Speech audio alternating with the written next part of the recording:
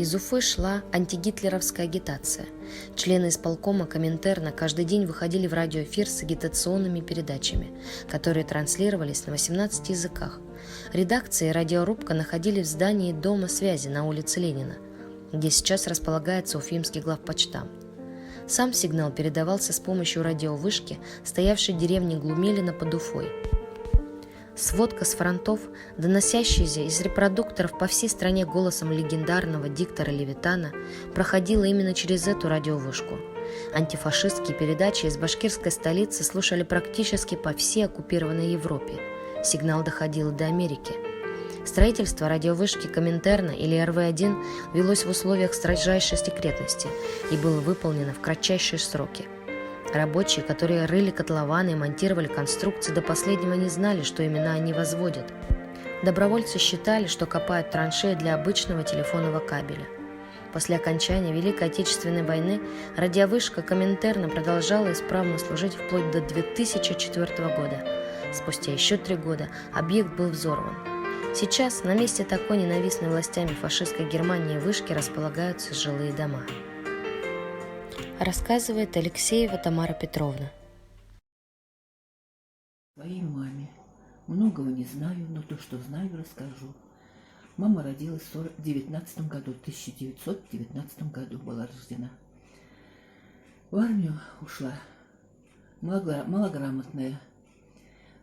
Кончила она всего 4 или 5 классов в то время.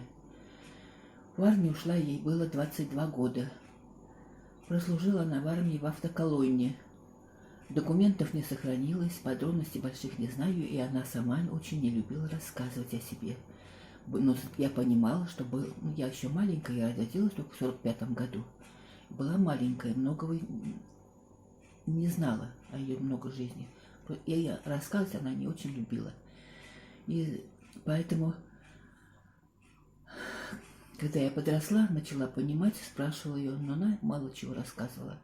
Так иногда вскользь что-то прослеживалось, что она служила в автоколонне, была шофером, возила боеприпасы на линию жизни, на линию фронта, боеприпасы.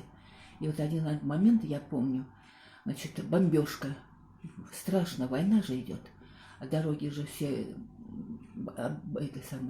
обстреливаются, и вот бомбежка, сверху самолеты, значит, обстреливают дорогу.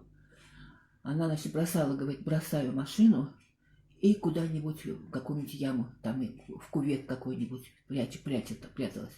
Улетают, дальше садится, если машину не разгромили, дальше садится за руль и дальше поехала. Вот таким образом она прослужила 3 года. 3 года. И вернулась, значит, вернулась домой. Вот я родилась. Так она прожила всю жизнь, работала, много работала. Была труженицей, что называется.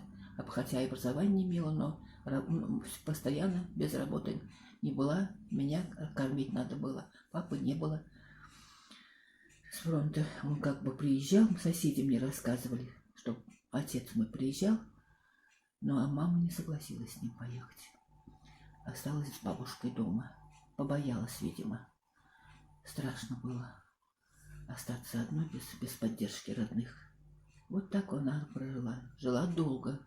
Долго жила. Ей было 89 лет. Она умерла на 89-м году. На моих руках умирала.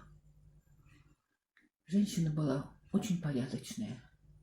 Воспитанная, можно сказать. Хоть большого образования не имела, но интеллигентом не назовешь. Она работала в книжных магазинах в основном, связана была с литературой, любила читать. И меня приучила к чтению. У нас было много книг. Вот так прошла моя жизнь. Мама умерла, я теперь одна. Вот то, что я могу сказать, вот только это.